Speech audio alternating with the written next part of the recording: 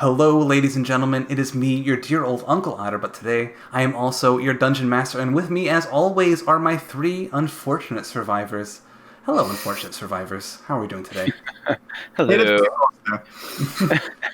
As is tradition on this podcast or vodcast or however you choose to consume this, I'm going to start this session by asking my characters a question about their character. And the question for today is, mirroring the question that I asked in session 2, how easy or what's the quickest way for somebody to lose your trust? And let's start on the top with Professor Avery Locke. What's the quickest way for somebody to lose your trust? The easiest way to lose Locke's trust is to, lie to him. Is that too obvious of an answer? It's fair enough. But frankly, he has a fairly low assessment of human nature to begin with. Okay, going right down the line, Desdemona. What's the quickest way to lose Desdemona's trust?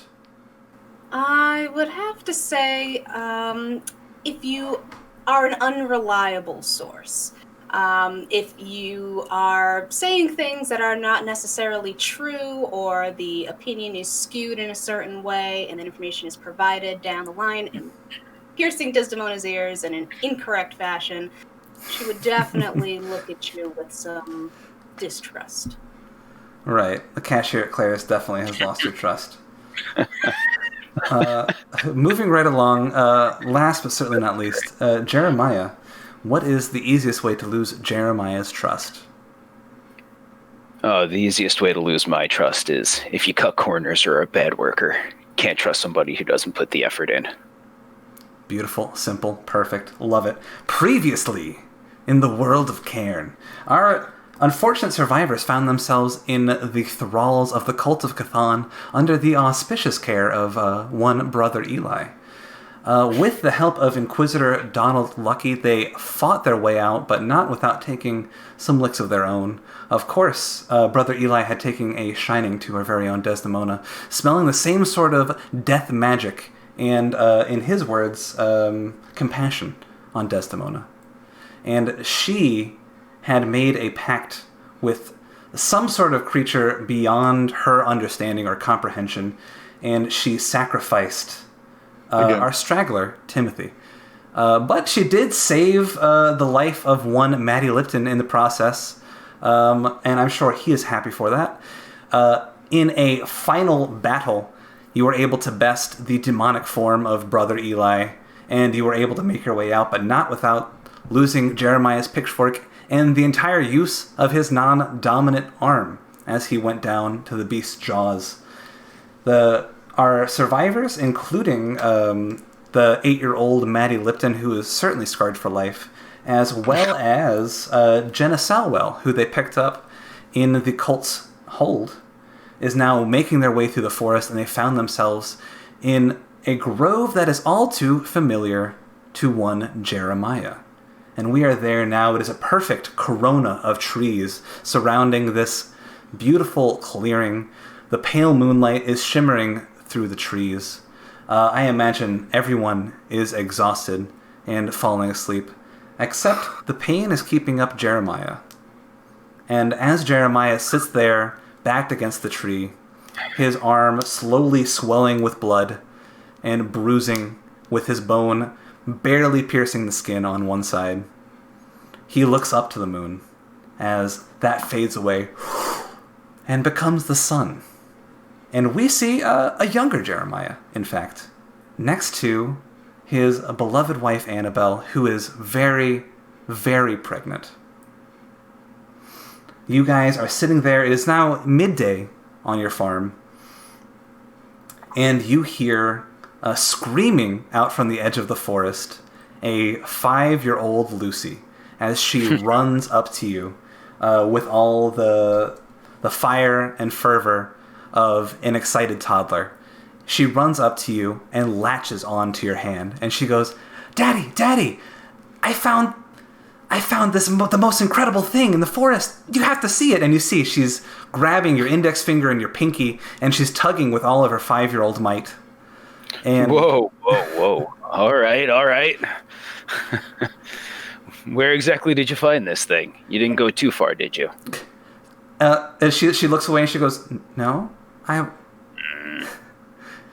Let's see. Annabelle looks to you, and she sort of shrugs to defer to you. She goes, I'm not going anywhere. I'll be right back, honey. All right. Let's see what you found. And as soon as you agree, she tears off back the direction that she came. Slow down. Fuck it. And I go trucking after her. You go trucking after her. You see she's, with all of her adventurous spirit abound in that tiny, tiny form, she's leaping over logs, crossing behind trees. You're barely able to keep up with her. And before too long, you break through the tree line and you find yourself in, again, this perfect circular clearing. The sun is perfectly framed overhead by the edges of the trees. And you see Lucy crouched down on the ground directly in the center, and she's waving you over. She's like, Dad, you have to see this. All right. I walk over and take a look. And she takes her hand and she starts, like, viciously digging at some dirt and brushing it away. And eventually she reveals this sort of flat, very dark stone with these deep, deep etchings into it. And she's like, what does it mean? I've never seen this before. Interesting. I don't think I have either. Let me take a look. And I'll crouch down and get a closer look at the stone. Yeah, you can go ahead and give me a religion, nature, or history check.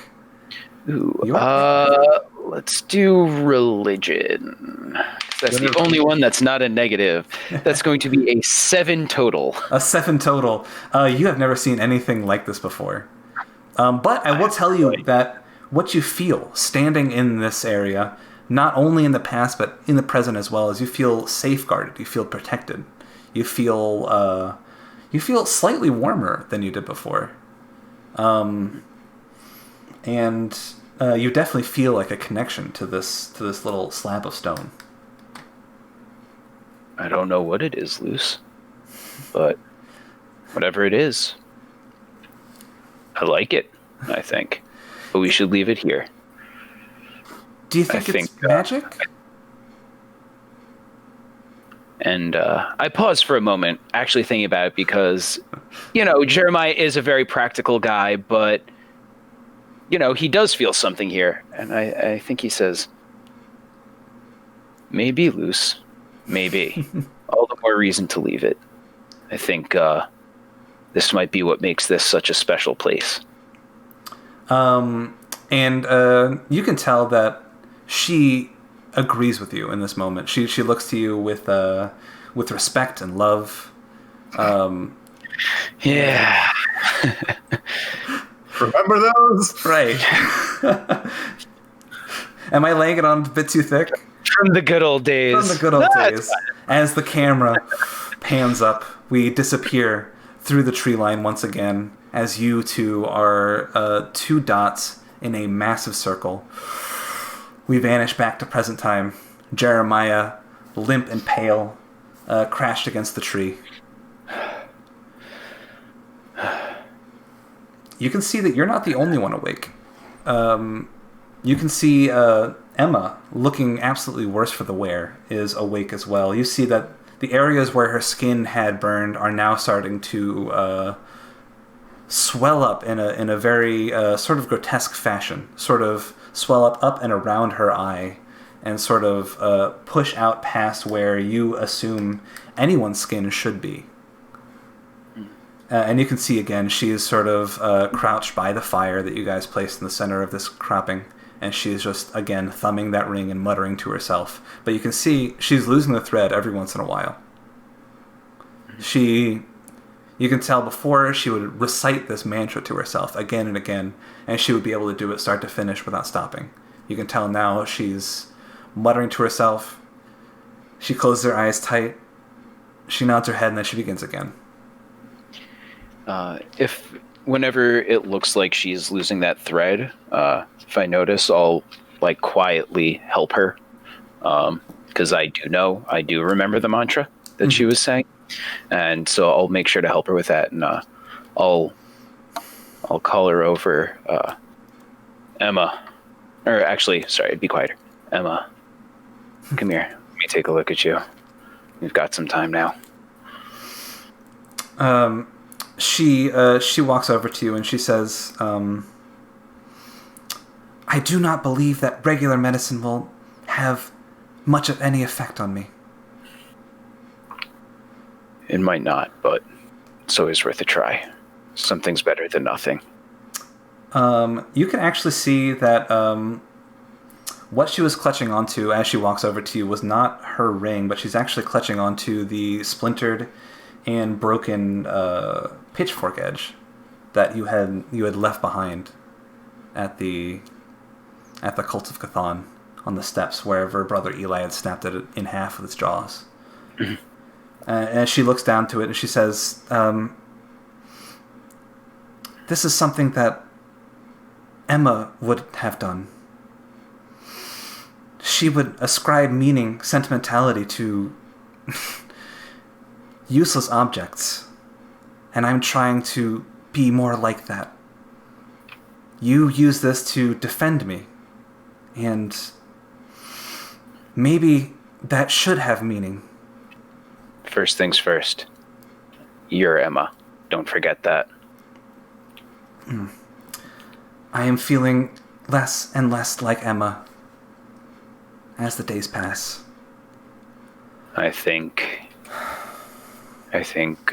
even when it's an emergency, we need to hold off on you using your powers a bit. I don't know much about these things, but it doesn't seem to be doing you much good. I think we're going to need to figure out ways to get through this without your help for a bit. I'm not going to put you at risk for our safety. Thank you, Jeremiah. That means a lot. Of course. I think when everyone is awake, I owe you all an explanation.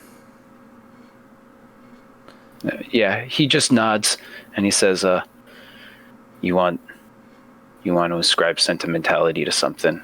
Well, I can help you. Sit down. And I just kind of motion with my head for her to kind of sit next to me.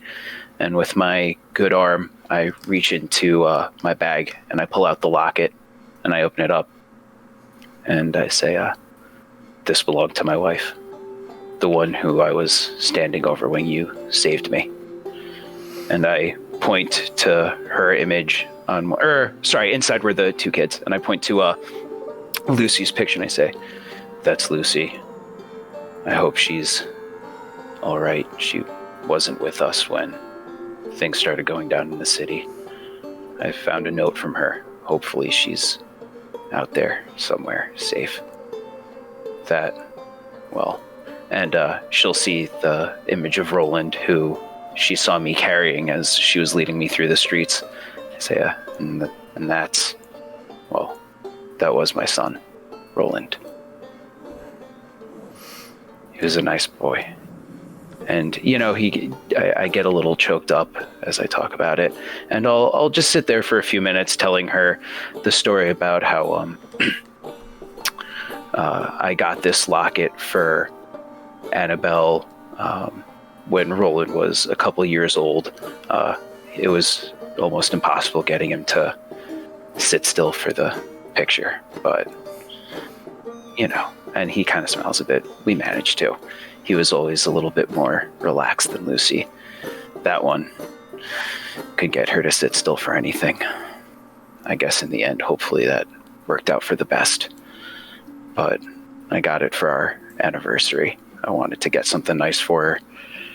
And, I just tell her the story of the locket and I say, that pitchfork, I used that to help you, but it's just a pitchfork. There will be others. That one wasn't even mine. But this is what's sentimental.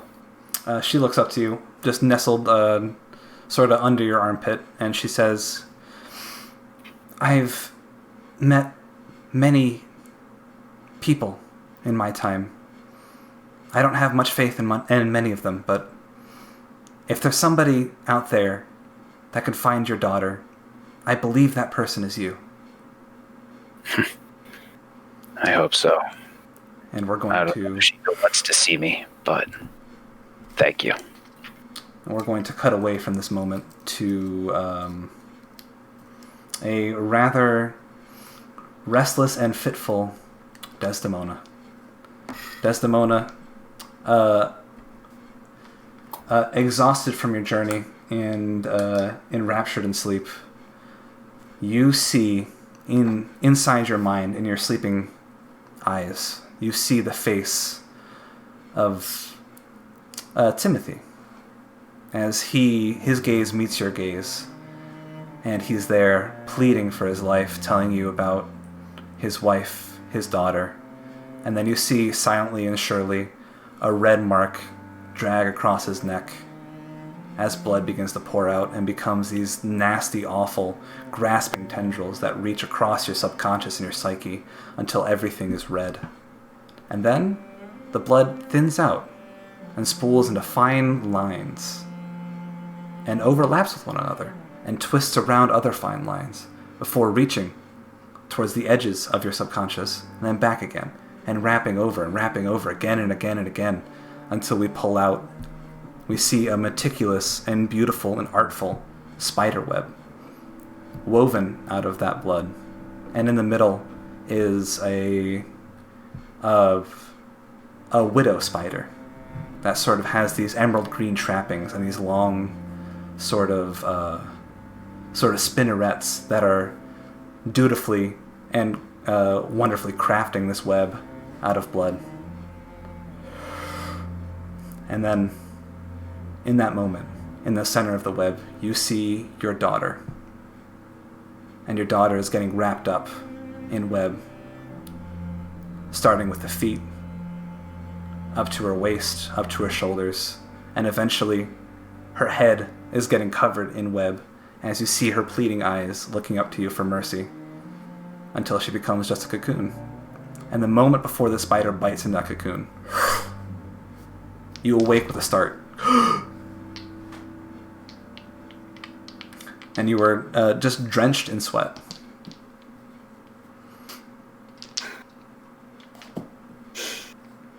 Can I look around? Is anyone else?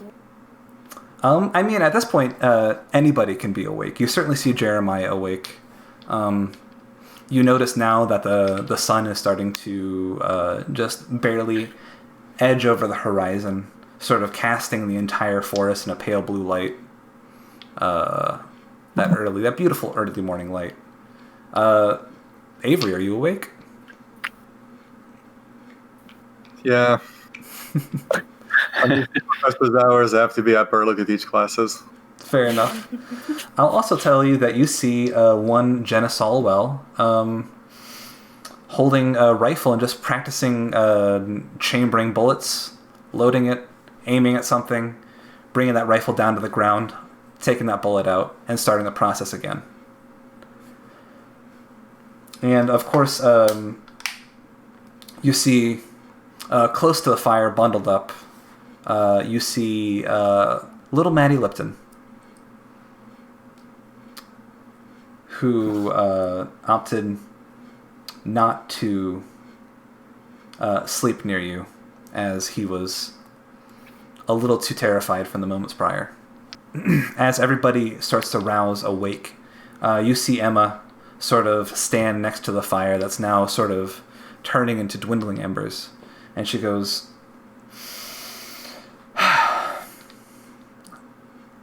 "Now that we have a moment to catch our breath, I believe that now is the time to answer your questions. Before we do that, though, I will tell you that I have..." And she looks down into the ground and just digs a hole with her eyes before looking up again. "Committed atrocities in the name of my people. If you ask me about them, I will tell you, but I beg of you, do not ask me." Well, that sort of depends on who your people are. Yeah, I think Jeremiah stays quiet, but he's looking very confused. "I'm sure you have surmised by now, I am not a human.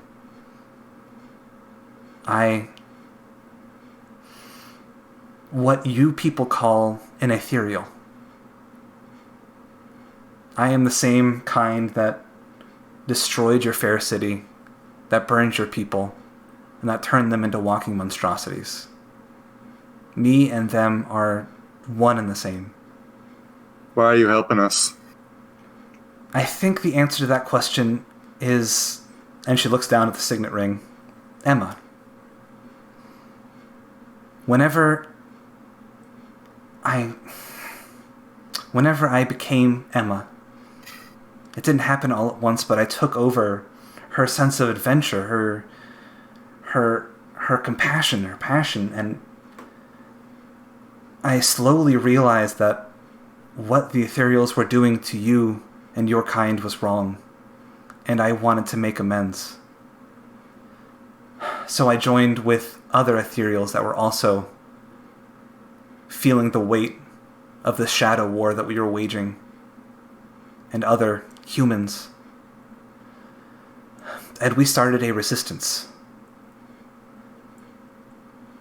I hesitate to tell you the exact depths that I've gone to before I realized my mistake, because I feel as if you knew the things that I'd done when I couldn't feel, then you will not want to see this mission through with me, and I need you. Well, you've saved me. First impressions and all that. I'll help. But what about Emma then? Is there no saving her? I don't know. The moment that I could feel anything, I felt Emma drowning within me. And every single time I reach back into the Aether, I can feel her burning away, bit by bit. I don't know if I can save Emma, but I want to, and I have to try. Is that what the coin is about? Or is that something different? Truthfully, the coin, the collapsing star, that's something you'll have to speak to the strategist about. So you don't even know what it's for? Not precisely, no.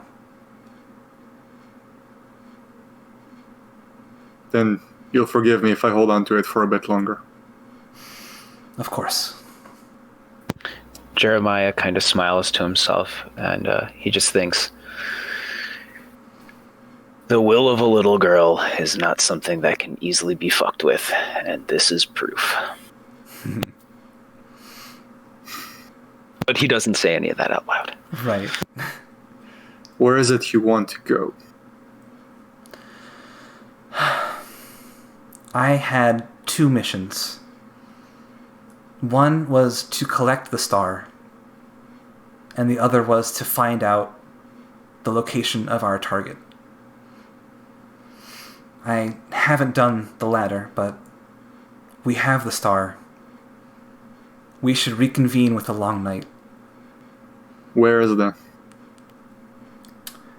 We made our base out of an abandoned mausoleum. Someplace that the Aetherials would never think to search. It's old, it's decrepit, it's surrounded on all sides by water. It's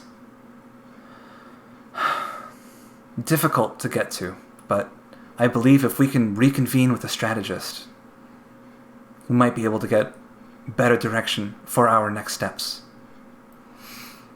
Well, frankly, old creepy mausoleums is kind of my thing. Do you know how to get there? She looks to you and she says, there is an old abandoned dock that is completely covered by trees.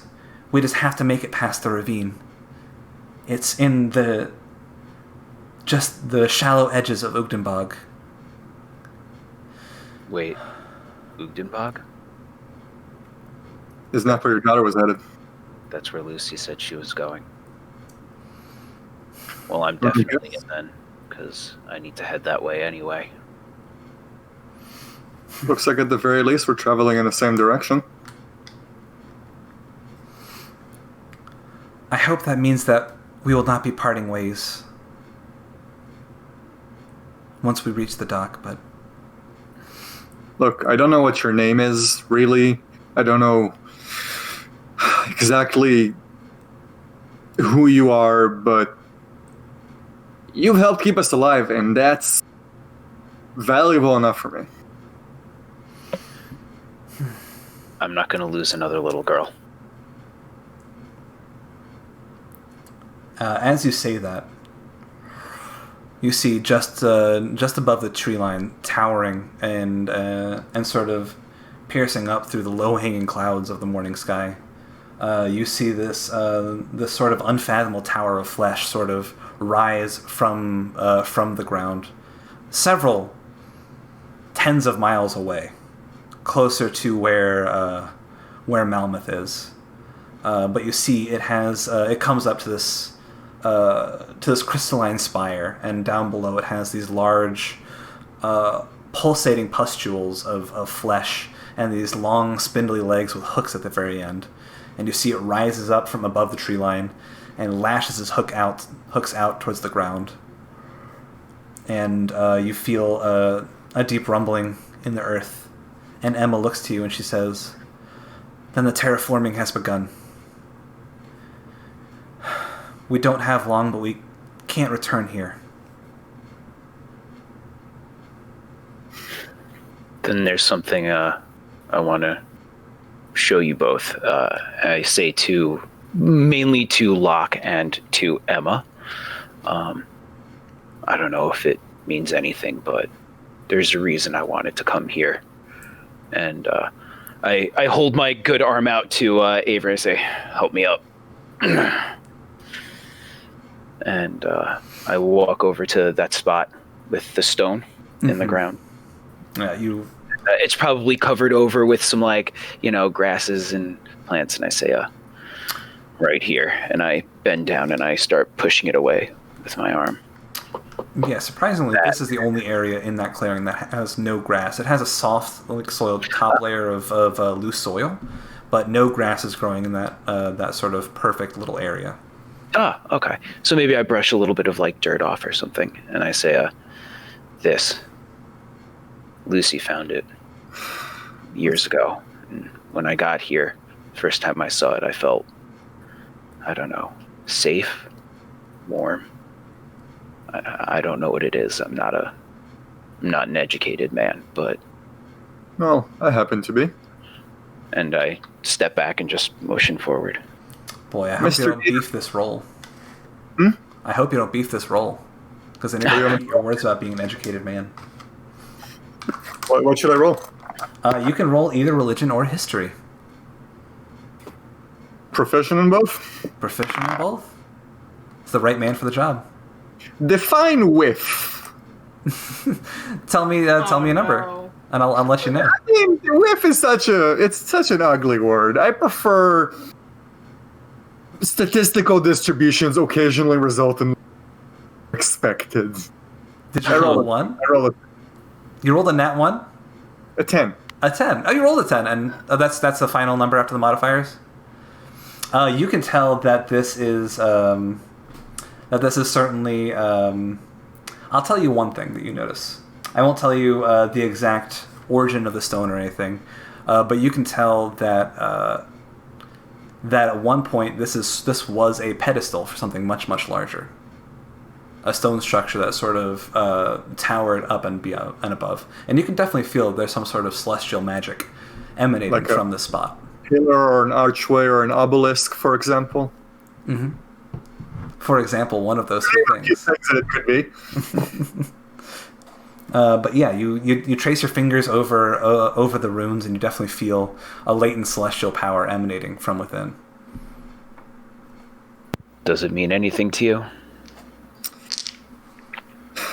There's clearly magic here, right? And that's probably kept this piece of construction alive for so long. I can't tell you much more. Emma, you get anything from this?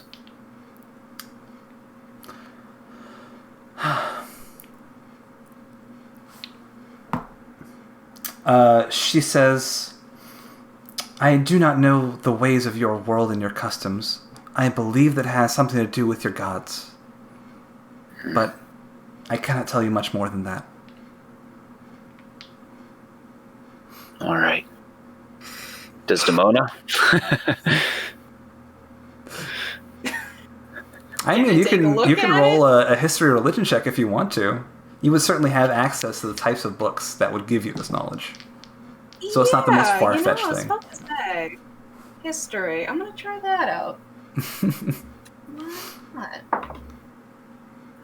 Nah. That's a 9 total. No, The most mysterious stone in all the land. I'm afraid we're walking away from the stone with the. Mhm. But when it comes to combat, you guys aren't afraid to absolutely want my NPCs. But when it comes to looking at stones, you guys fall short. Yeah, it seems like we're gonna have to walk away from this with this being a mystery gang.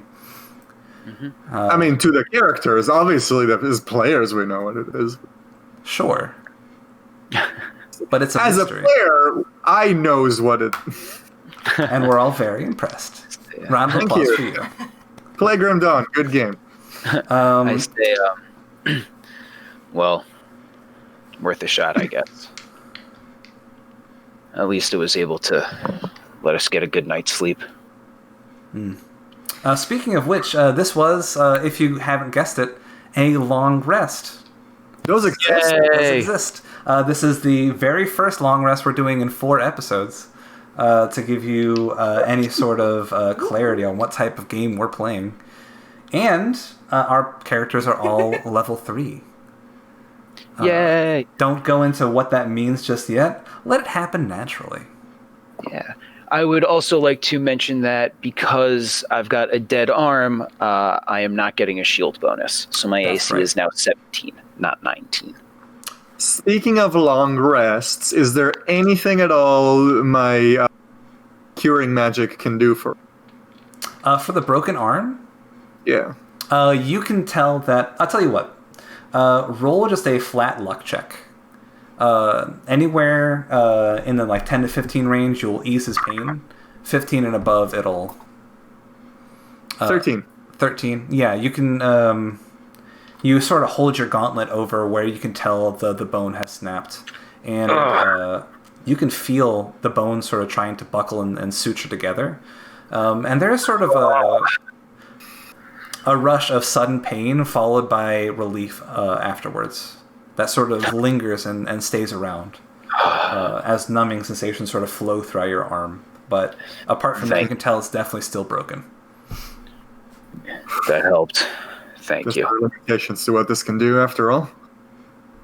Well, at least it did something. I appreciate it. So, I guess we're heading towards UgdenBog, huh? You hear a rifle do a reloading in the background, and you see Jenna Salwell with a sort of deadened determination in her eyes. And Good she to have you says- back with us, Jenna. She goes, "Thank you, Mr. Jeremiah. I'm not going to be dead weight no more, I promise." I believe it. I smiled to myself, remembering the words I told her. Yeah. Yeah, she gives you a sort of a knowing smile as well. And Good girl. before we head out, if there's anything else anybody wants to do, there is something that Jeremiah would like to do before we actually leave the grove. Did Desdemona have any questions for Aetherial Emma? I mean, other than the 5 million no obvious one. specifically. Exactly. She is sus, if you want to say that, but no questions. Yeah. Vote Emma off. That actually reminds me of something else for whatever reason. I was talking with Emma last night, and let's see. I've tried to not have her use her powers whenever we can, but I think we should really try to not rely on her powers anymore. It doesn't have a good effect on her. And I think the longer we can keep from her using whatever it is, magic, I guess, the better chance we'll have of getting, no offense, the real Emma back. Well, we can try to avoid frivolous use of magic and only use it when our lives are at stake, but that's happened a few times.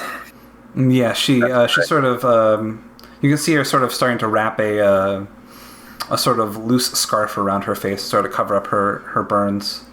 And she says to you, I promise, if it is within my power, I will not let you die.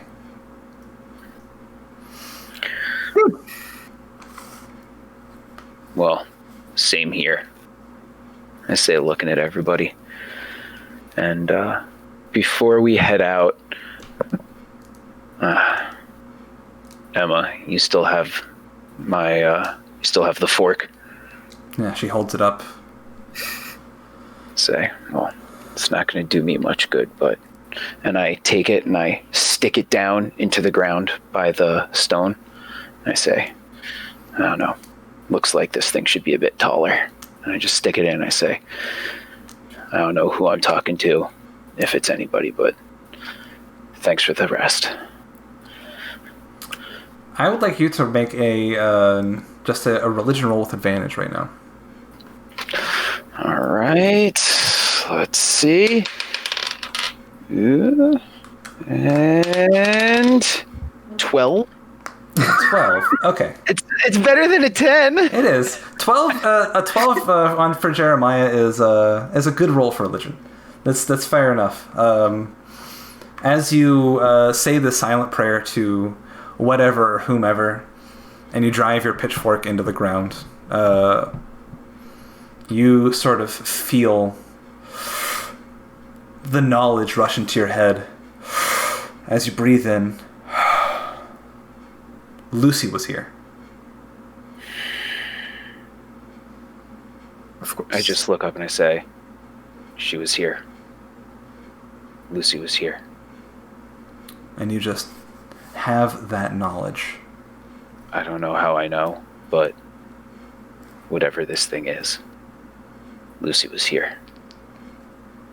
That's good. That's really good.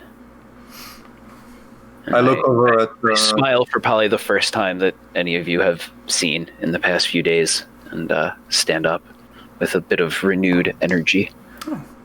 Emma notices your smile. I look over at the lady who specializes in supernatural communication with her children, and just nod, like, okay, good.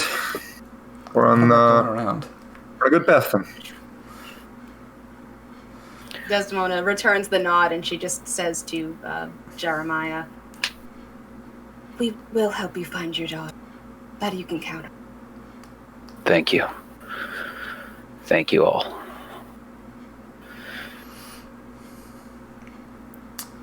And with that, does that wrap up everything that people want to or need to do?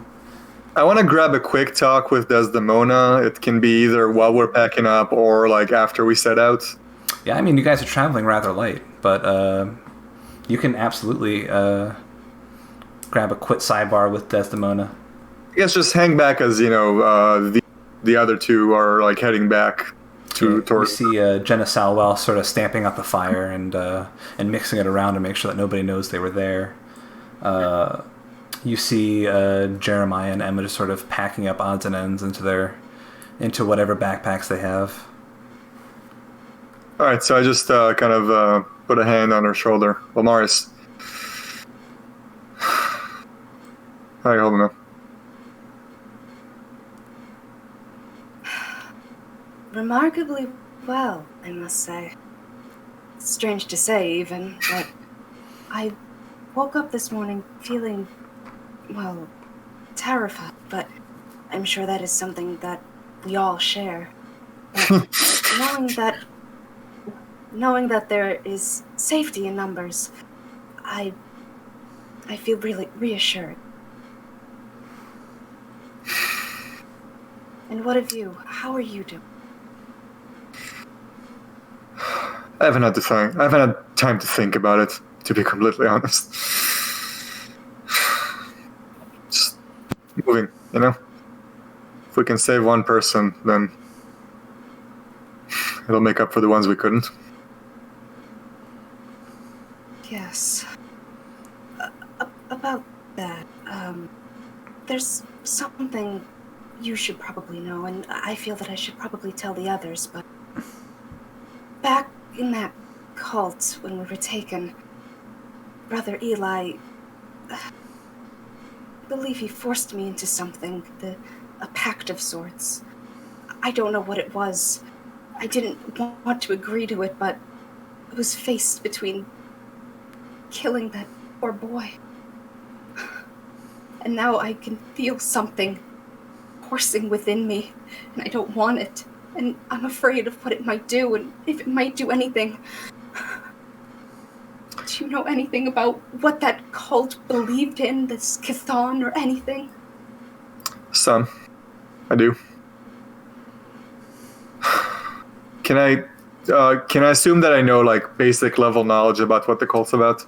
I mean, you would know very much so as an insider in the Inquisition. You would know very well about Cult of Chthon, Chthonic magic, all that jazz. Anything specific, you'll have to make a check for. Okay. So, the Cult of Chthon believes that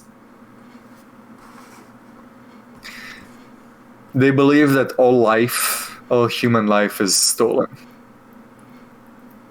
And that there are beings out there that need our blood to make things right again, according to how they understand it.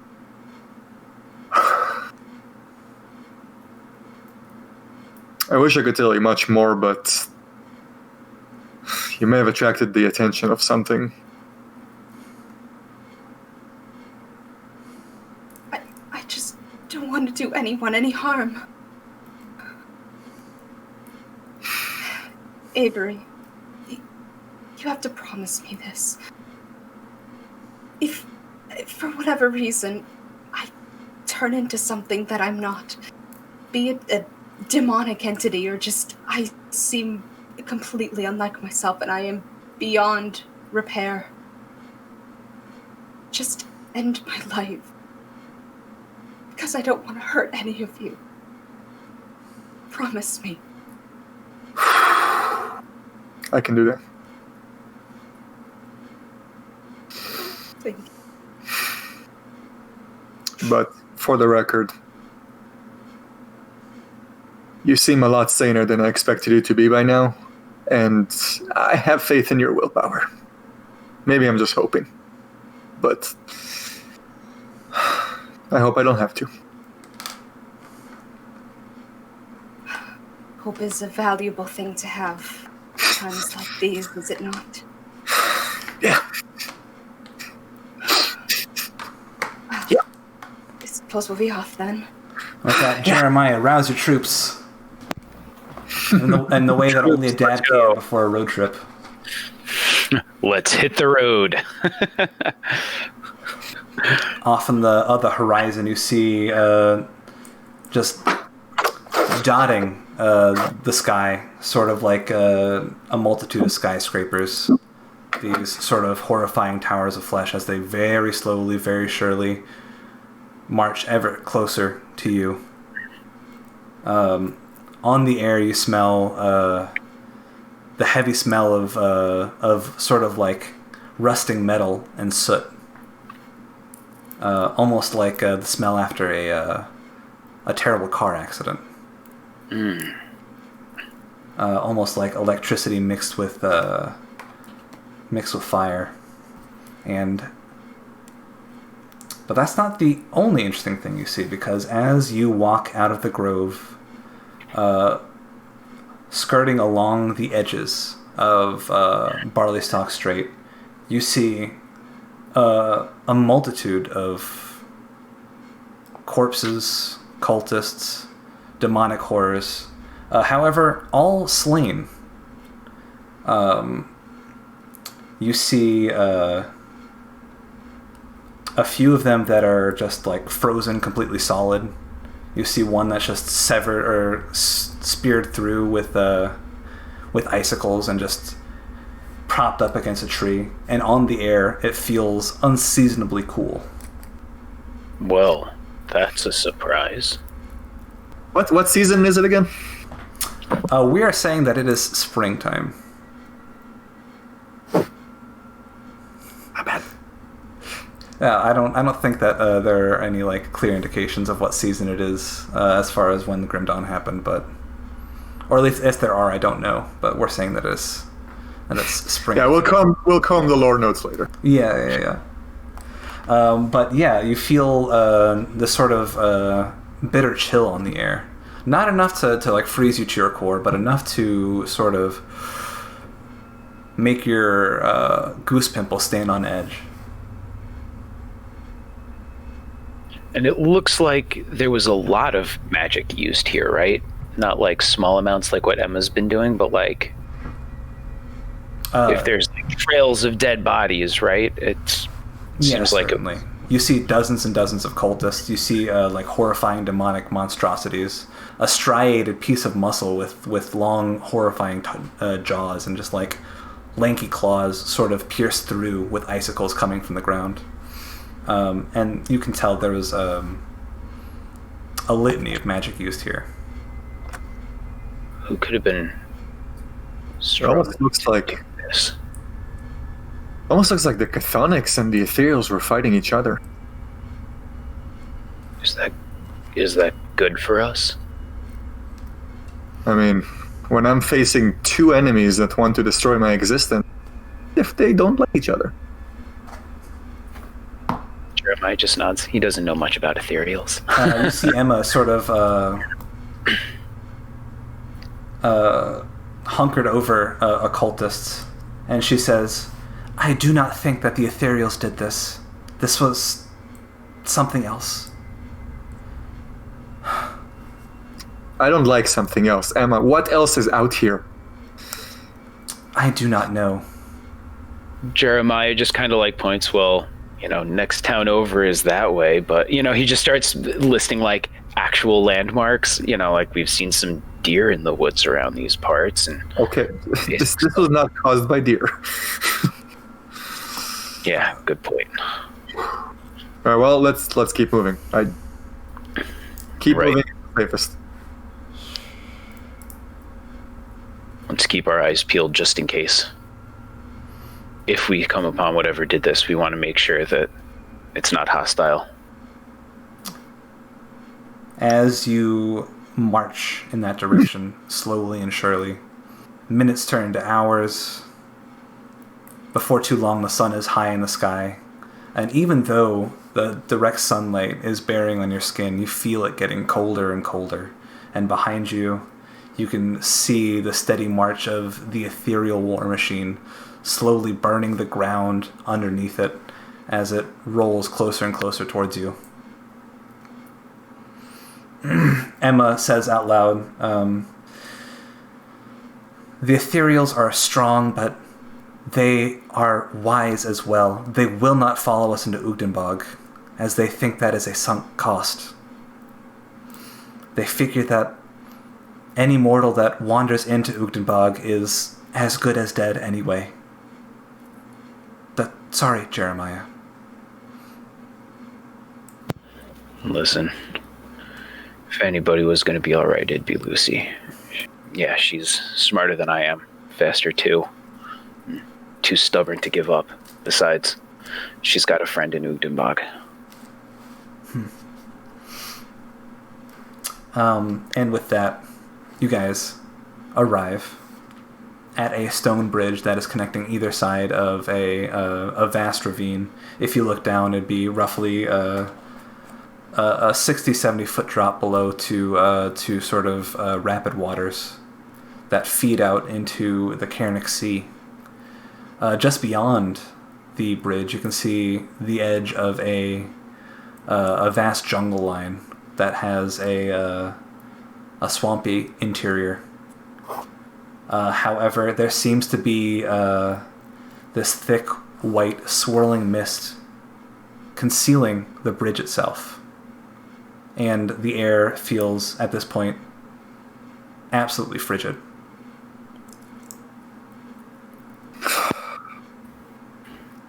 Do we have any extra clothes to put on? Did you guys take care and collect extra clothes whenever you were... Oh yeah, no, because we packed so carefully for this journey. Jeremiah pulls out his parka. No, I don't believe that you guys would have any extra clothes on you. Right.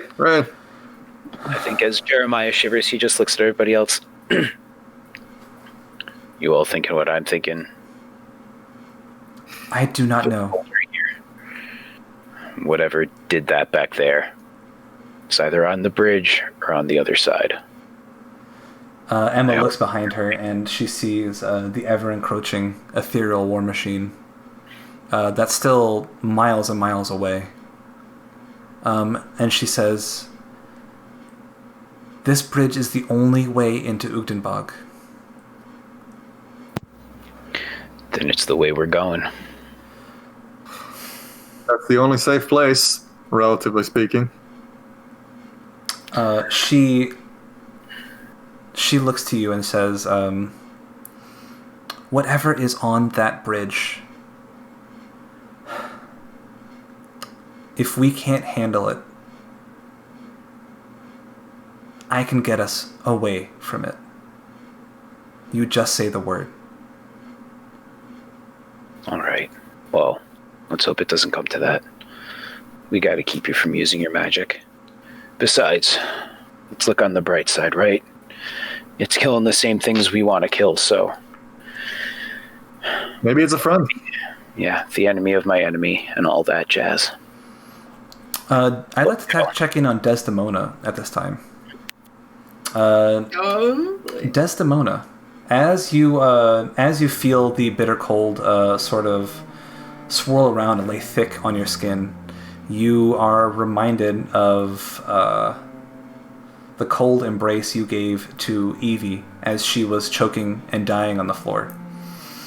How do you feel? It's a little loaded. I'm sorry.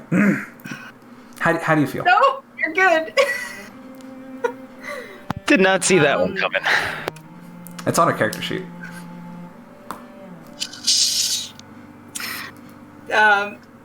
Desdemona has been, silent this whole time, feeling just colder and colder and just more pain.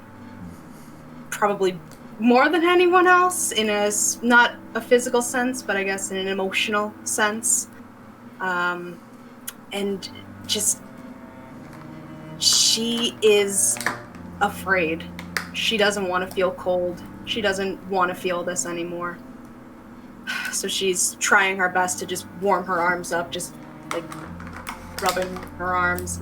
It's fruitless, but she's just trying and just muttering to herself, just saying, "You have to get warm. To get out of the cold. You can't be in the cold."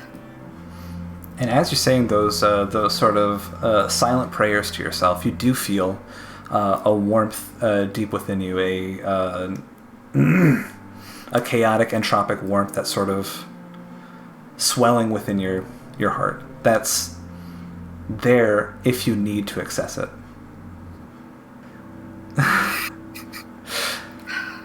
She just kind of bites her lip and she just says to the others, "We need to cross.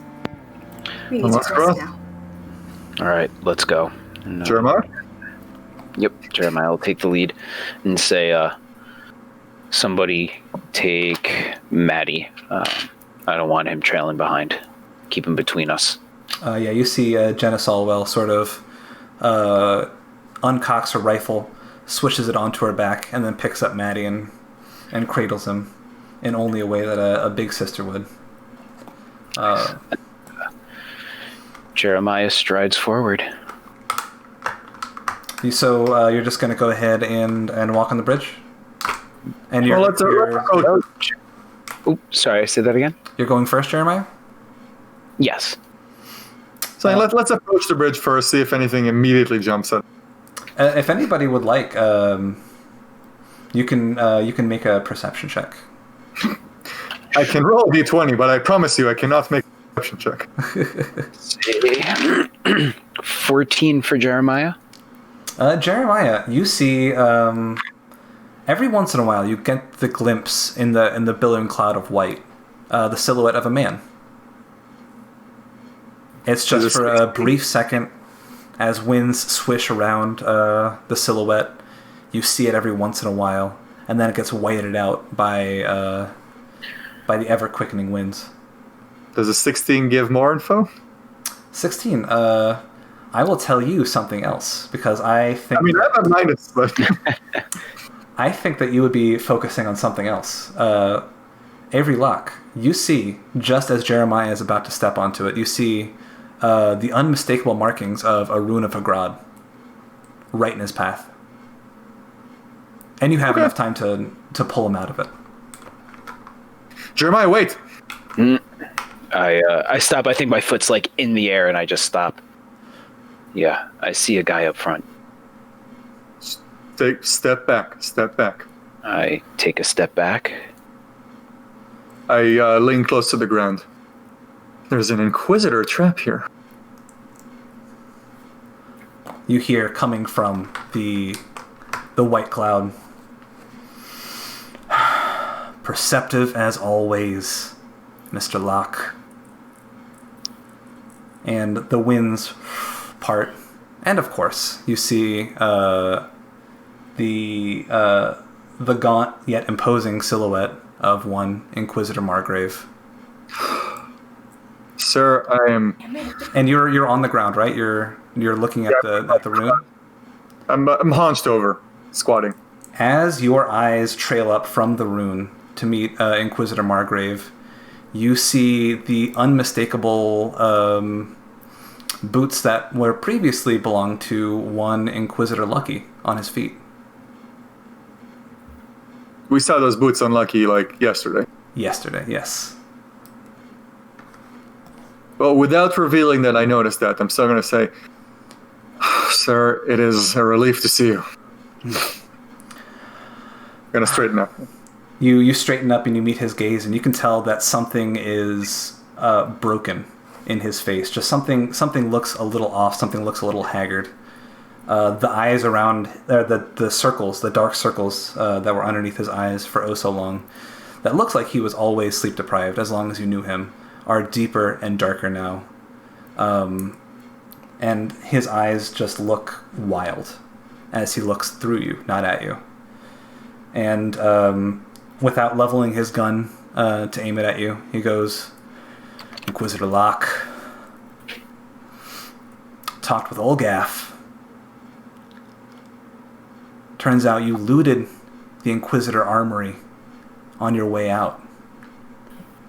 Sir? The Inquisition's dead.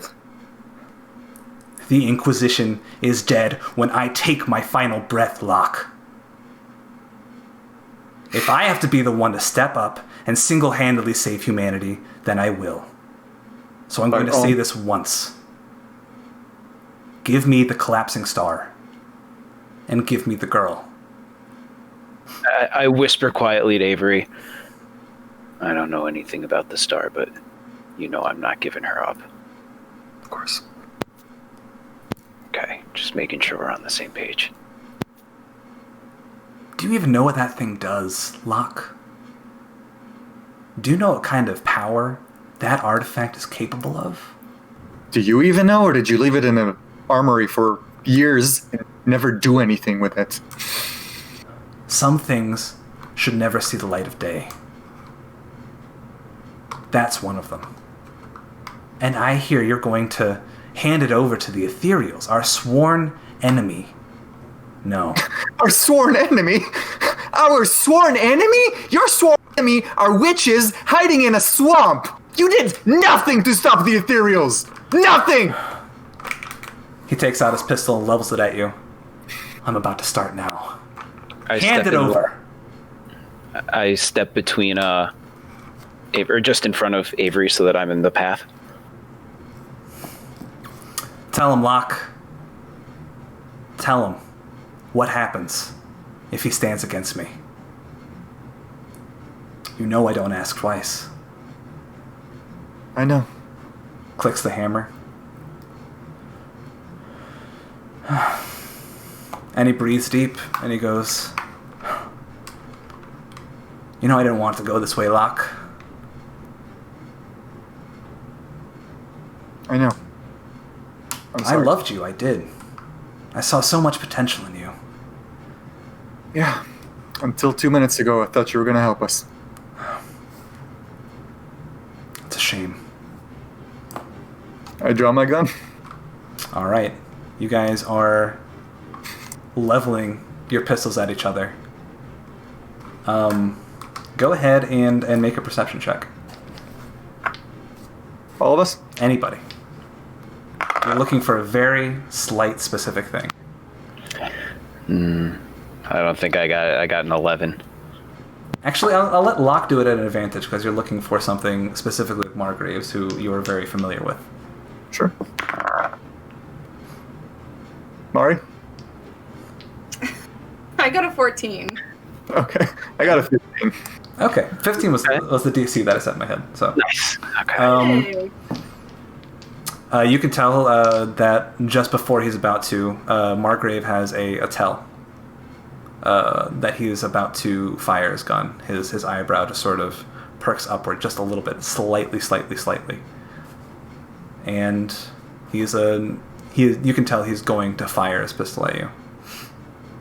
I If just you'd like to do something first. If you'd like to do something first. I mean, if possible, I'd like to shoot first. Yeah, you can go ahead and shoot first.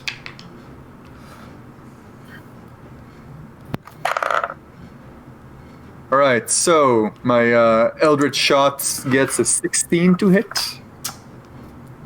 You see he is going to shoot you, but instead he ducks and rolls out of the way towards you. And instead flicks both his pistols up in the air and fires a barrage of shots that just sort of leave a smattering of powder snow all around you as everyone's vision is obscured. And we can all roll initiative at this point. Oh, shit.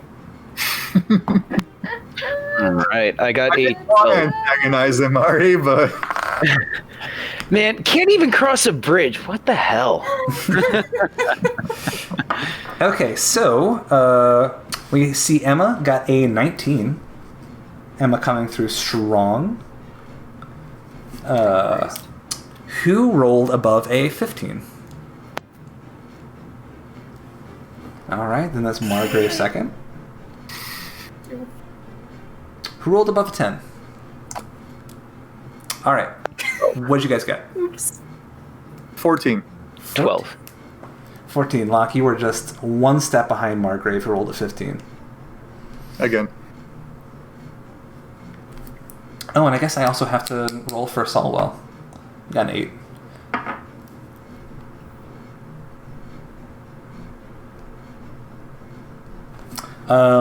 Desdemona? Got a 7. A 7. Oh, so you're bringing up the caboose. That's Heard fine. that laugh. Oh man. All right. Not with it. Starting with Emma. You feel Emma sort of brush up against your side, Jeremiah, and she says, I do not know what to do. Maybe we should just run.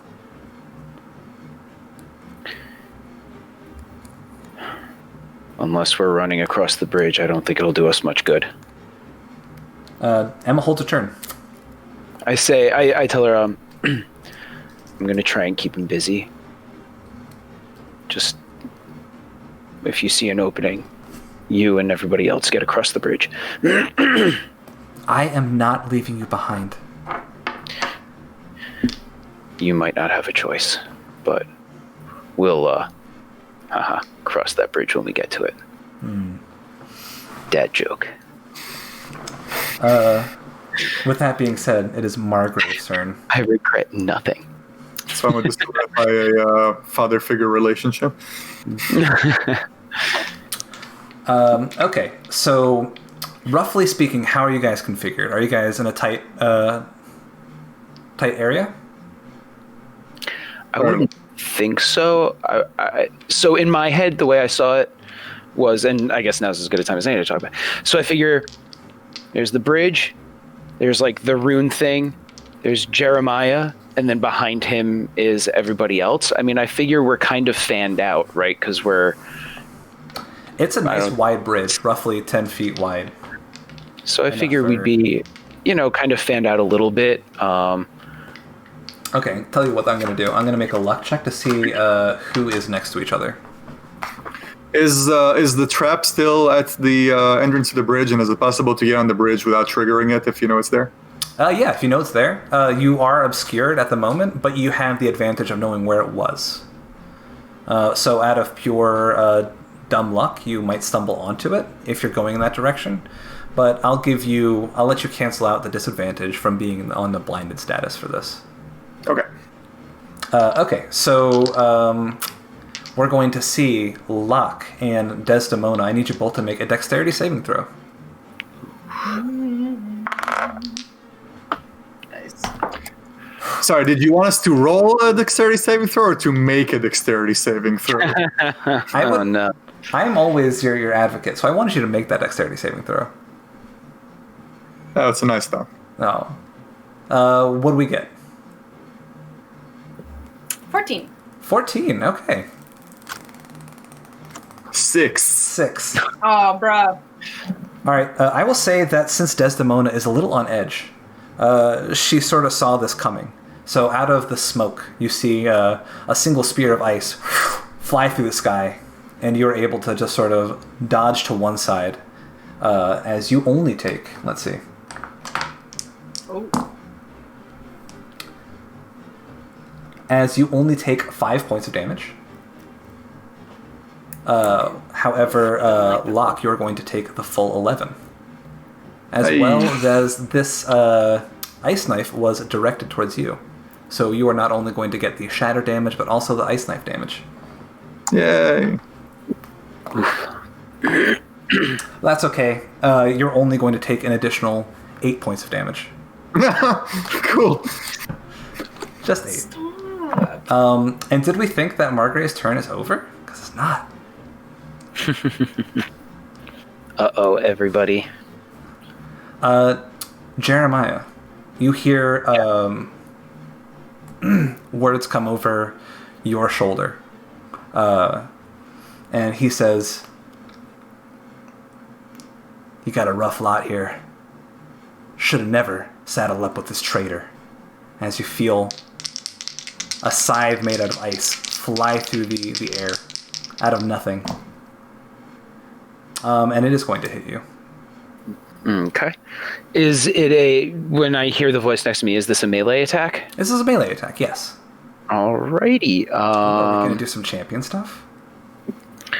I'm thinking if I want to parry it. Oh, I get to see the damage first, actually. So let's see the damage first before I parry it. At least I think I get to. You're going to want to parry. It's going to be 14 damage. Ooh, yeah, I'm going to parry that. So I use my reaction. I spend 1 superiority die, which is a d8. Let's not hold the d6. All right. And I negate 6 damage of it. 6 damage, not bad. So you only take 8 as you see this scythe made out of ice fly through the sky. What are you parrying with? Got just like a hand axe?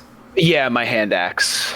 Yeah, you're able to slice through part of that ice scythe as only part of it is able to make contact with your upper torso as it scrapes past. Ugh. And that is one Avery Locke next. I have a question. Yeah. Mechanically speaking, does Margrave seem like he would be resistant to certain attacks to like a legendary degree? Oh boy. This is a little metagamey, but you know Locke better than anybody. So, what check would you tell you to make yourself? In this case, I'd say Arcana, maybe. okay, yeah. Let me. Maybe he has some sort of enchanted armor that gives him. Let's call it like a legendary. Maybe he has like a legendary type of resistance within him that. Maybe his resistance are legendary. We'll see. What's the Arcana check? Man, dice are not your friend today, huh? Oh. No. Balls to the wall. Let's go. I think that you are too panicked in the moment. You know that Margrave is one of the most combat-worthy Inquisitors in the entire Order. And you know that the odds are definitely not in your favor. How about that? All right. Well, I'm gonna do it anyway. So first, I'm gonna use a bonus action to give myself a little bit of healing green light. Go ahead. You see Gonna those recover obsidian some shards go over some of your ice shard wounds. Patches up the skin as the ice falls down and clatters against the stone bridge. And then I'm going to grasp the runestone attached to my belt that I recently finished carving. First one in my future-to-be rune chain, and I cast Hold Person. Okay. What is the exact text on Hold Person? The target must succeed on a wisdom saving throw or be paralyzed for the duration. At the end of each turn, the target can make another wisdom saving throw.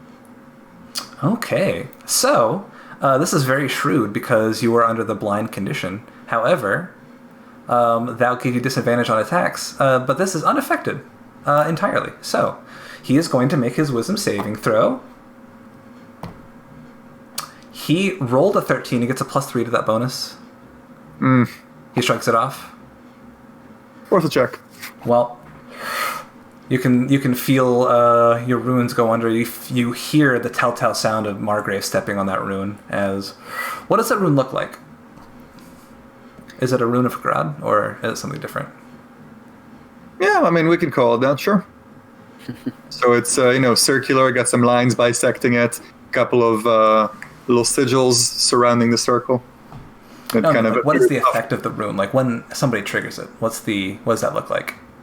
Oh, it probably glows with blue light. Yeah, you see the blue light sort of etch itself underneath Margrave's feet, and then from the thick covering of snow, you hear, "Your rune work needs work, Locke." He's not wrong. You were always meant to be behind a desk. He's still not wrong. And it is Jeremiah next. Alrighty. Jeremiah, I guess, is Margrave's in melee range now? To you, absolutely. Okay, cool. I think I'm going to do the only thing I really can do, and that's attack. Right. You said this is at disadvantage? That is correct. Unless somebody has some sort of gust of strong wind, then... yeah, you spit on them. Everybody exhale at the same time. All right, let's see. Well, that's going to be a miss then. Nope, that's a miss. Hold on, that's definitely going to be a miss. Sorry, let me just see. I forget my bonus. It would be a 9 to hit. That's going to be a miss, I believe. Yeah. And you're swinging at a ghost. I would like to... it's not worth action surging or anything like that. I think I'm just going to hold on to it with that. And I just, I say to Margrave, and I say, they may be a motley bunch, but they're not trying to kill me. And that's it. Then up next, it is Miss Jenna Selwell. You're going to hear her sort of huff and puff and just start sprinting down the ridge. Perfect. I just shout, "Watch out for the trap!" Then that'll give her an advantage on her luck check. Sorry, I just want to shout, "Watch out for the trap!" Yeah, that's better. Yeah, you hear her patter off, and you don't hear the sounds of sharp ice spikes erupting from the ground, which is nice. She has Maddie with her, Yes, correct? That's Okay. right. Just making sure. And then, last but definitely not least, we have Miss Desdemona Valmaris. First of all, I would like for you to make a wisdom saving throw. No. Okay. That's not a good way to start the turn. What are you talking about? Oh, okay. That was a 10. 14. 14. All right. Desdemona, you feel fear gripping your body as you snap yourself back into the moment, and you're able to persevere on. All right. So currently can't make out a target in this kind of snow blizzard condition, right? Right. Mechanically, you're under the blind effect. Okay. I don't know. So maybe it's not the time for your signature spell this time.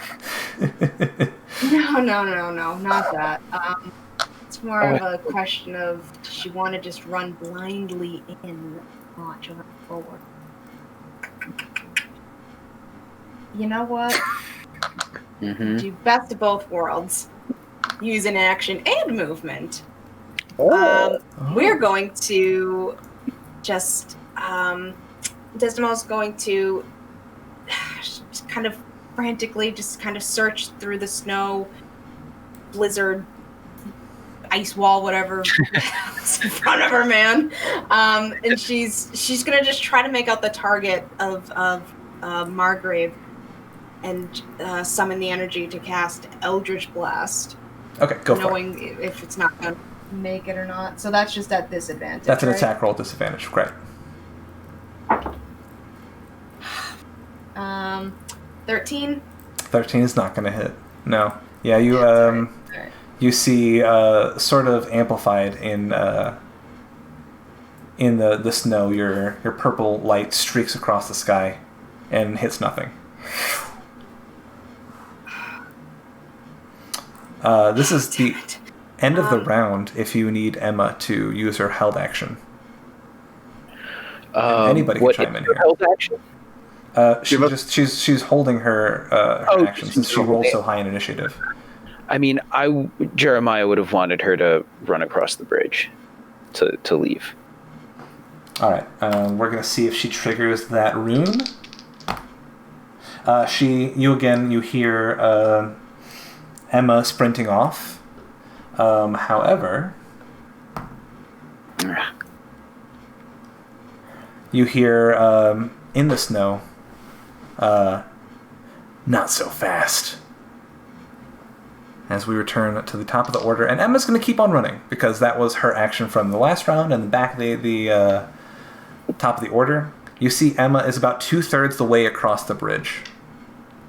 You can see just like peeking out from the snow. You see the faint silhouette of Emma about 120 feet away from you. Okay, good. But that is Margrave's turn.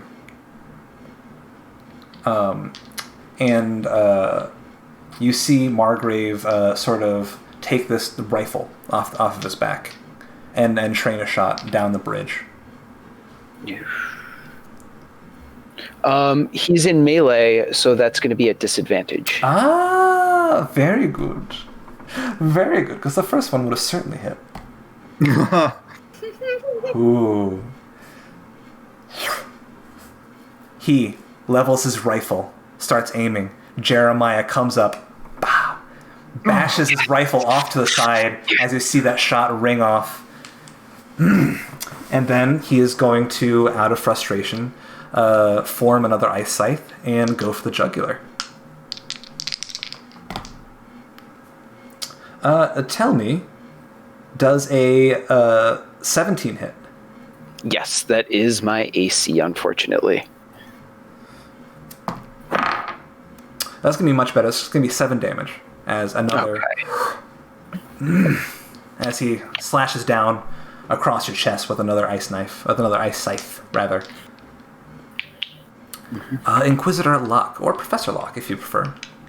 Please. I was never an Inquisitor. Please, Inquisitor Locke was my father.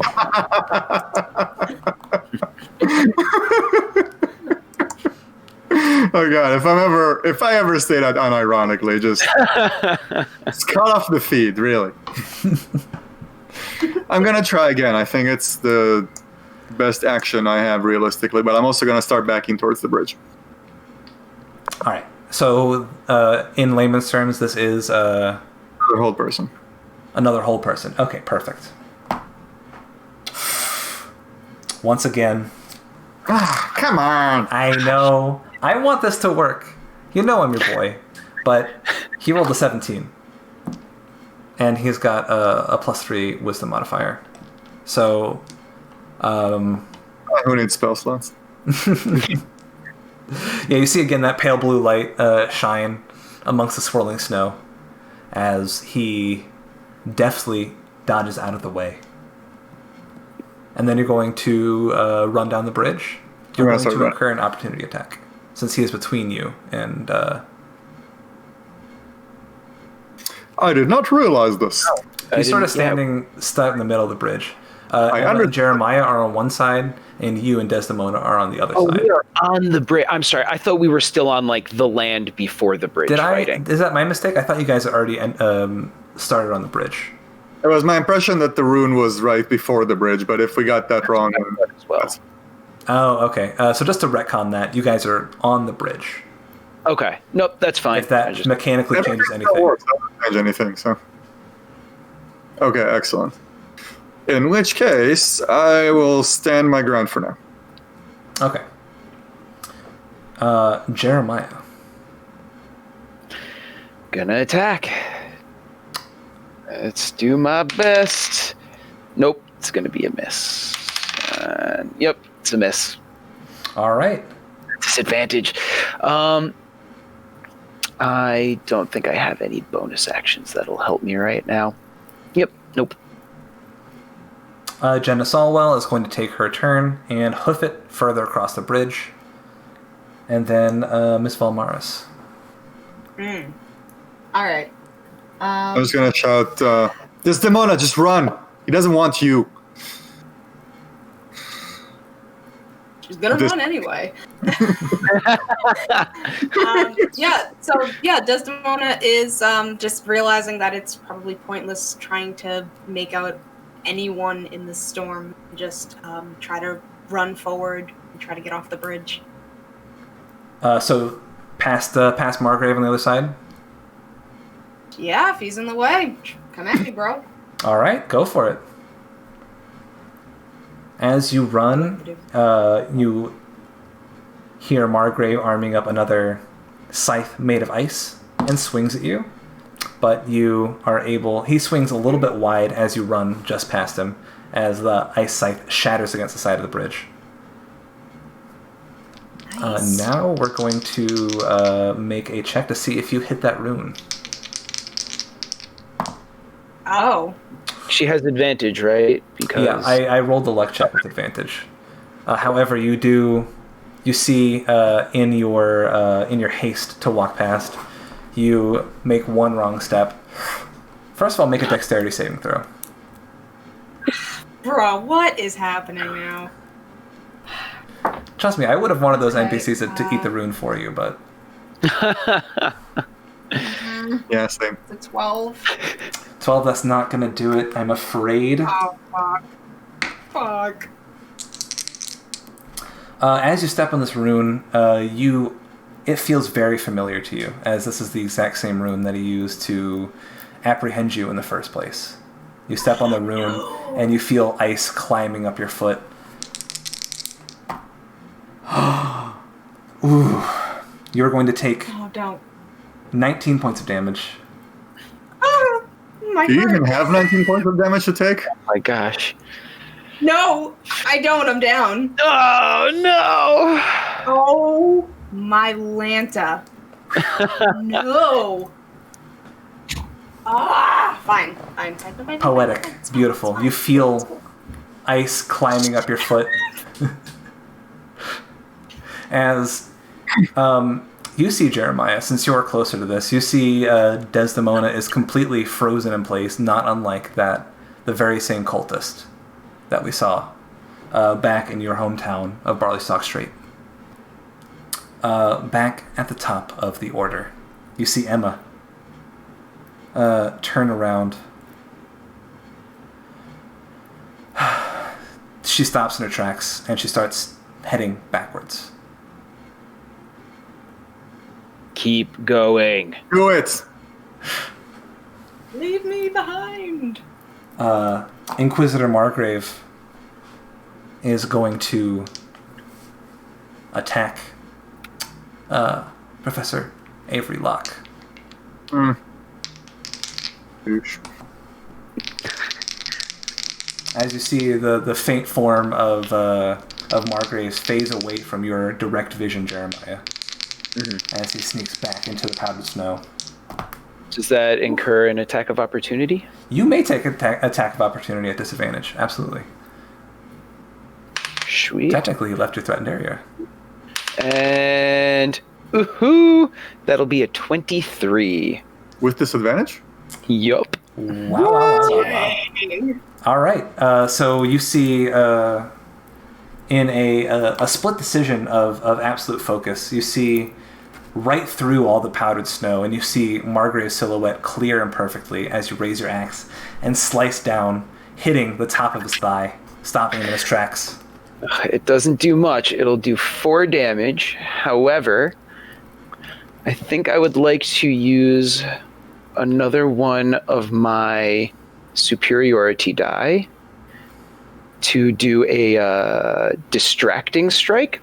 So when you hit with a weapon attack, you're going to expend 1 superiority die and add the total to the damage roll. And the next attack roll against the target by an attacker other than me has advantage as long as the attack is made before the start of my next turn. So you're going to have advantage, Mr. Avery Locke. If I'm alive. Oh, God. It only adds an extra 1 damage. Oh, hold on. Say that again? Oh, I was just asking, is he also stepping out of my reach? The way that I see it is that there is a bit of daylight in between you and Jeremiah. That's how he set it up so that the ice knife didn't hit everybody. Is that Jeremiah is sort of the vanguard of the party. You guys are sort of staying a few feet behind. Okay. So that is going to be 5 damage total, unfortunately. Okay, but with this, you stop him in his tracks, and he is unable to complete his attack against Avery. So he is going to turn around and use his second attack against you. That's right. Eyes on me, big boy. That is, in fact, going to hit. Shit. Eyes elsewhere, big boy. Jeremiah, how much health do you have left?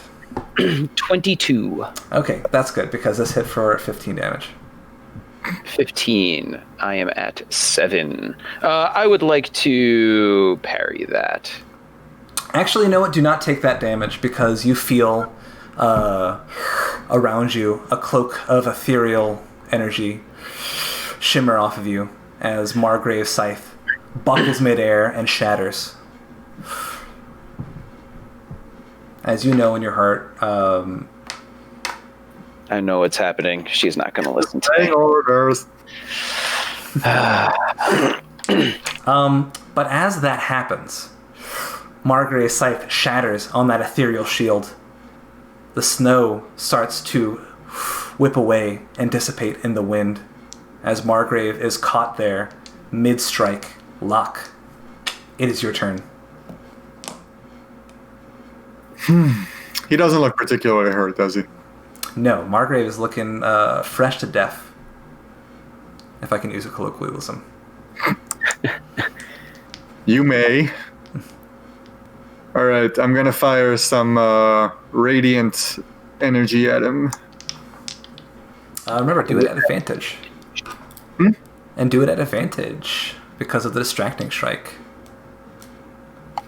Okay, but is he still adjacent to me, though? No, he was never adjacent to you.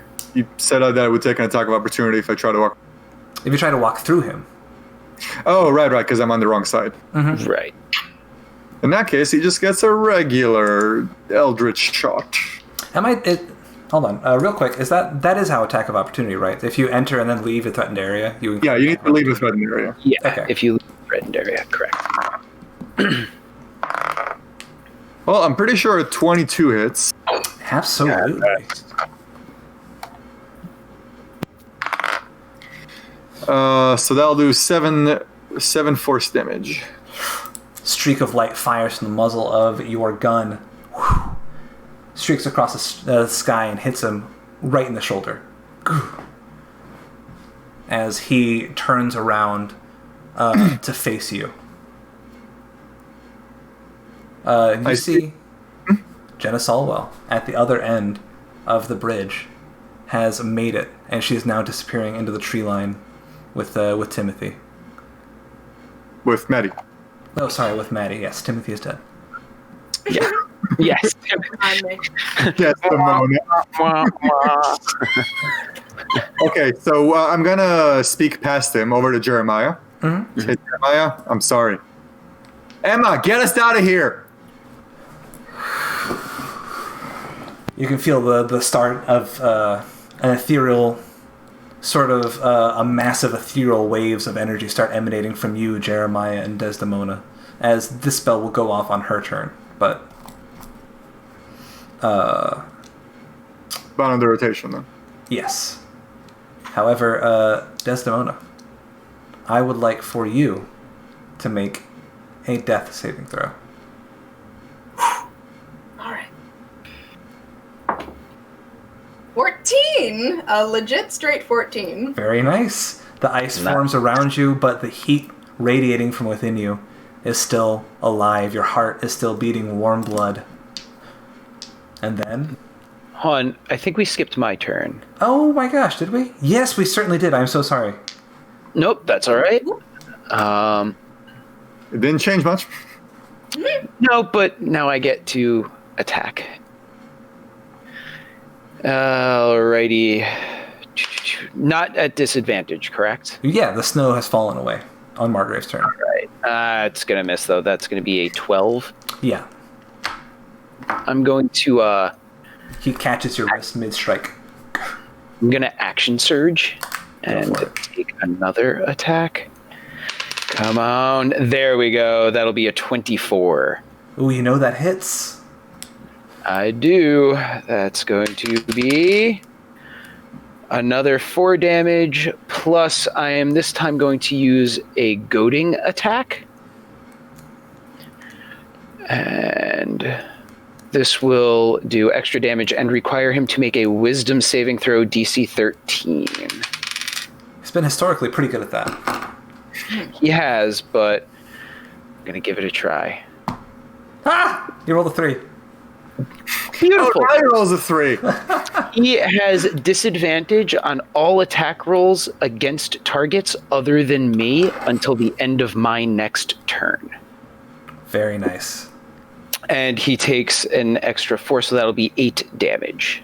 All right, wonderful. Yeah. You are starting to do some damage to him. For sure. All right. So at the top of the order, you feel the waves of heat emanating from your ankles all the way up. You can see the heat waves starting to break your vision just a little bit. As you can see, part of your vision is one part of the bridge, and part of your vision is that jungle line on the other side.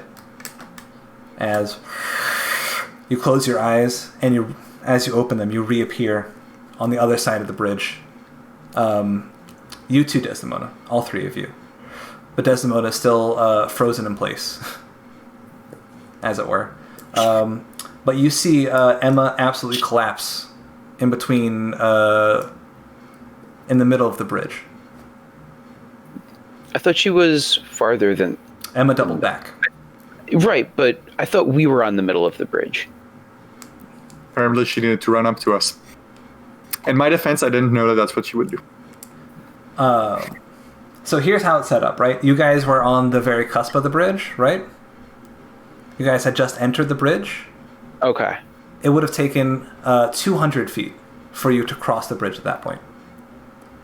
Okay. She'd already made it 2 rounds of running back, and she doubled back 1 round, making it that she was in the middle of the bridge. I see. Okay, gotcha. Are we still? I'm guessing we're still in initiative order, right? Yes, indeed. All right. That's Margaret's turn next. Yep, he is at disadvantage. He's gonna run back, isn't he? Not me, of course. He's going to sprint forward, and he's going to disappear and reappear, but he's going to sprint past Emma, and he's going to take his rifle out and level it at Locke. Sure, that's disadvantage. At disadvantage. Angered him. That is going to miss, as the rifle fire rings out, and he says, "If you want your monster, you're going to have to go through me!" As he's standing right over Emma.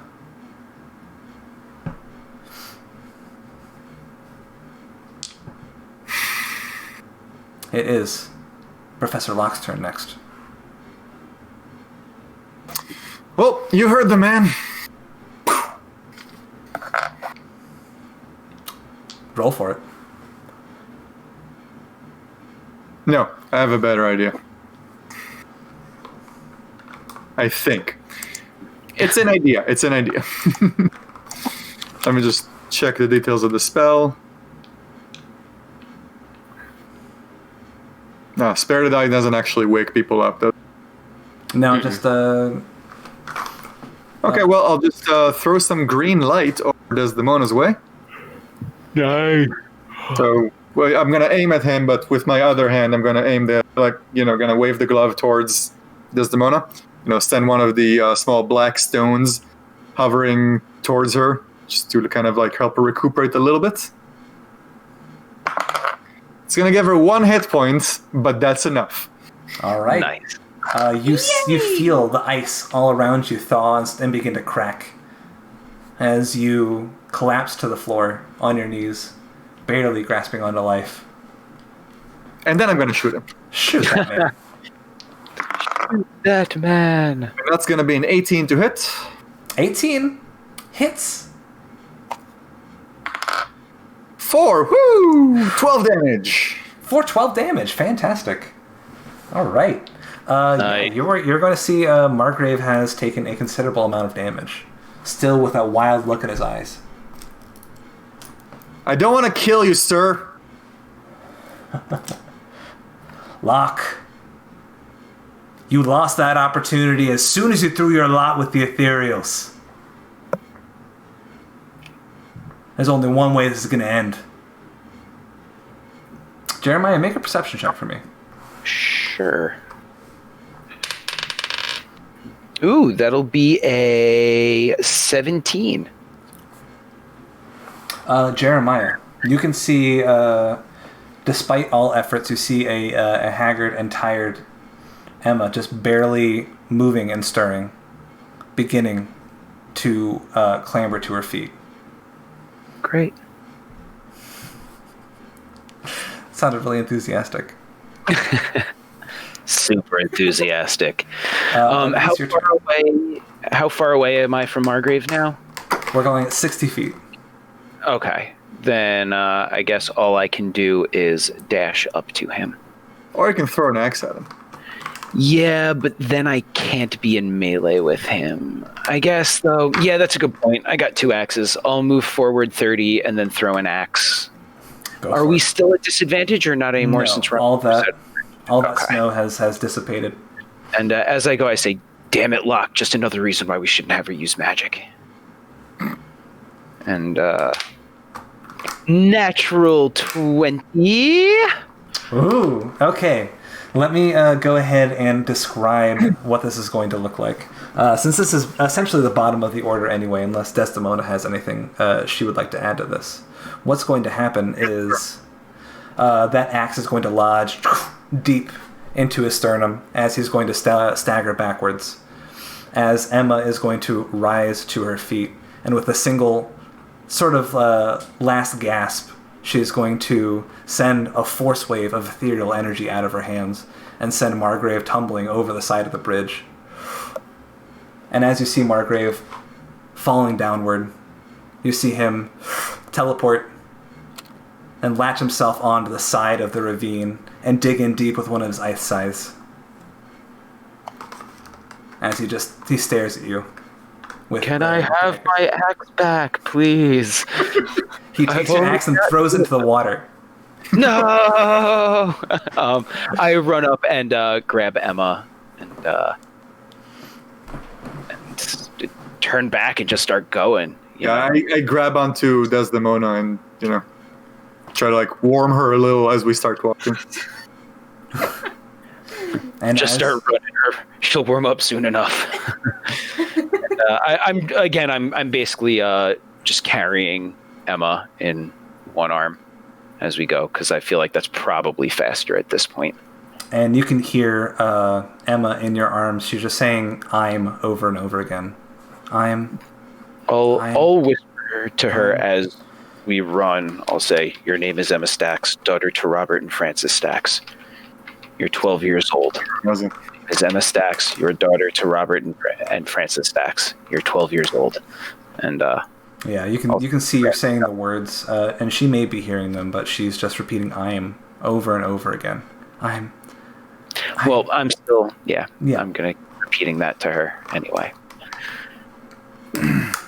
And Jenna is sort of with little Maddie Lipton in her arms. She's just sort of beckoning you to come to the tree line. Yeah, I think we go. And as you do, you change out this harsh winter climate for a swampy, temperate climate. As you feel the humidity cling to your skin, as you can feel the croaking and bellowing deep within the lush jungles of UgdenBog. As we run, I would like to use my second wind, possible. Sure. Get some HP back. I'm in pretty good shape, but it's always good to top it off. That'll be nice. I get 12 health. I am up to 34 of 37. Not bad. Very good. I'm filling my last bit of green juice in case somebody goes down again. So just as a reminder, Desdemona, your total death saving throws are reduced by 1. So you only have 2 if you go down again before you get a long rest. And that doesn't happen. Yes. Additionally, you suffer a grievous wound. Oh no! Oh yes. No! Welcome to the club. Okay. No! It's not that bad. You rolled decently on the die. So essentially, how that works is I roll a d20. The higher it is, the better it's going to be for you. Jeremiah's broken arm was the result of a nat 1 on that table. Oh God. Of course. It's not getting worse than that. That's good to know. Yeah, that's true. I mean, I could have taken the arm clean off, but I felt like we're episode 3. We got a distance to go. It's still got plenty of time to fall off on its own. Don't worry. Yeah, keep the R-rated stuff for like the future episodes, so people right. keep their There children. has to be like a soft ceiling so we can then break it later. Desdemona, you look down at your hand and you see a little patch of black creeping in from your pinky and then sort of coming in to your palm. And you also feel like you don't have a whole lot of feeling in your toes either. She's immediately just vigorously rubbing her hands, just shaking her head. And with that being said, that is where we'll end our session. We got away. Great session.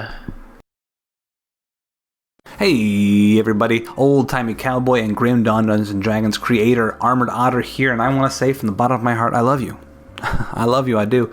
I haven't really had the guts to say it, but now I'm saying it. I love you. I love you. And I want to say thank you for watching or consuming Grim Dawn Dungeons & Dragons however you did. It means so much to me. We love making this series, and we will make it for as long as we possibly can. If you want to make sure that happens, head on over to twitch.tv and give me Jeff Bezos' money. Your Prime subscription would mean $2.50 in my bank account every single month, and that would be a huge boon. Or you can head on down to patreon.com/armoredotter. Yeehaw! You can just give me money directly. What's better than that? Or if you're not looking to spend money, why not recommend this show to your friends? You can like, comment, and subscribe to my YouTube channel, and just spread the Grim Dawn Dungeons & Dragons news to everyone who might listen to you.